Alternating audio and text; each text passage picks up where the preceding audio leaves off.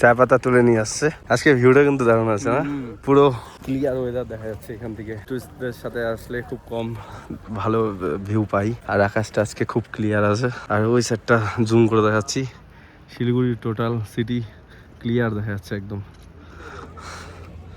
Tourist চলে আসছে এখানে, প্রায় 10-12টা গাড়ি, আর হেঁটে হেঁটে ওই নিচটাও যাওয়া যায়, দারুণ ভিউ আসে ওখান থেকে। আমরা ঠিক ওইখান থেকে এলাম, ওইখানে খুব রৌদ্র উঠেছে দেখতে পাচ্ছ, খুব গরম ওখানে। আর এইখানে আসার পর একদম টেম্পারেচার অতটা ডাউন হয়ে গেছে যে ঠান্ডা লাগছে এখানে। এখান থেকে বোঝাই যাচ্ছে রৌদ্র দেখে, একটু জুম করে দেখাচ্ছি যে খুব গরম হবে ওখানে। আমরা যখন এলাম তখন 35 ডিগ্রি, আর এখানে আসার পর প্রায় 16 ডিগ্রি।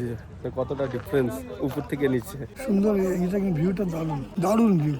উপরে মেঘ, তার নিচে নীল আকাশ, তারপরে রোদ্দুর, তারপরে এই মানে ছাওয়া পড়েছে, অপূর্ব অপূর্ব। এই দেখো সুন্দর। ওর ফার্স্ট টাইম না এখানে? ফার্স্ট টাইম পাহাড় না, সেকেন্ড টাইম। 3 মাসে একবার প্রথমবার, এখন আমারও একটু বেরোনোর ইচ্ছা ছিল, ওদেরও ফার্স্ট টাইম কার্শিয়াংয়ে, তাই একসাথে সবাই মিলে আসলাম। ভালো খাওয়া দাওয়াও করলাম, এখন একটু ঘুরে কার্শিয়াং উপরে যাব। হনুমানটাও হ্যাঁ, ভালো লাগলো। আর পুরো ক্লাউড দেখেন, মনে হচ্ছে যে ওটা পুরো বৃষ্টি পড়ে যাবে। অপূর্ব।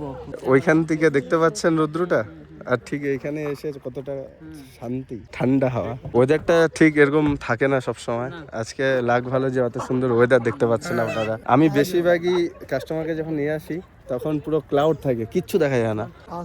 হ্যাঁ, এখান থেকে আমরা যাবো এখন গিদ্দা পাহাড়, ওই যে ওই জায়গাটা দেখতে পাচ্ছেন না?